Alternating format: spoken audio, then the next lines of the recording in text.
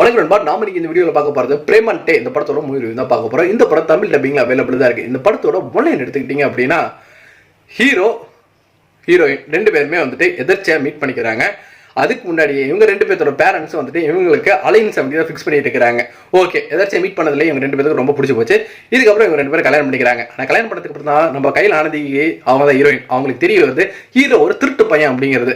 இதுக்கப்புறமேட்டு என்ன நடந்துச்சு அப்படிங்கிறத படத்தோட மீதி கதையாக இருந்தது. படத்தோட கதை எடுத்துக்கிட்டோம்னா இதுதான் இந்த படத்துக்கு ஒரு பெஸ்ட்னு சொல்லலாம். ஸோ அதுக்கேற்ற திரைக்கதையை வந்துட்டு கொடுத்துருந்தாங்க.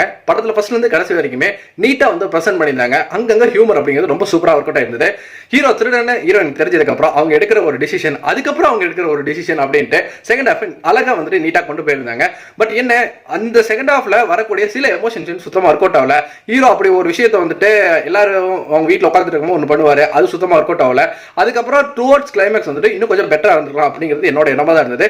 பட் இதுதான் ஒரு படத்தையே கொஞ்சம் சீரியஸ் நோட்ல இவங்க ரெண்டு பேர் சேர்ந்து அந்த பண்ணக்கூடிய சில விஷயங்கள் அப்படிங்கிறது இன்னும் கொஞ்சம் ப்ராப்பரா எக்ஸிக்யூட் பண்ணாங்கன்னா இன்னும் கொஞ்சம் ரசிக்க முடியாது இருந்திருக்கும். பட் அந்த இடத்துல விட்டுட்டு கொஞ்சம் லைட் ஹியூமரா ஹேண்டில் பண்ணது இந்த படத்தோட டிஸ்அட்வான்டேஜா பாக்குறேன். மற்றபடி தாராளமாக ஒரு ஒன் டைம் வந்துட்டு பார்க்கலாம். நீட்டான திரைப்படம். நீங்க இந்த படம் பார்த்துருந்தீங்கன்னா உங்களுக்கு எப்படி நம்மளோட கமெண்ட் செக்ஷன்ல தெரிவிட்டுருக்கேன். நன்றி, வணக்கம்.